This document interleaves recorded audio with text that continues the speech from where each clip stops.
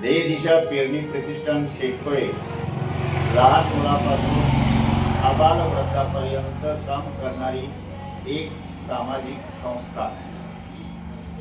15 ऑगस्टचं औचित्य साधून या संस्थेनं एक विक्रमी पाऊल पुढे टाकलेलं आहे। ते म्हणजे पाटोदा गावचे आदर्श सरपंच भास्करराव पेरे पाटील यांचं व्याख्यान 15 ऑगस्ट 2026 रोजी सायंकाळी 5 वाजता शेटफळे गावामध्ये बाजार पटांगणात होणार आहे। तरी शेटफळे पंचक्रोशीतील सर्व ग्रामस्थ, महिला व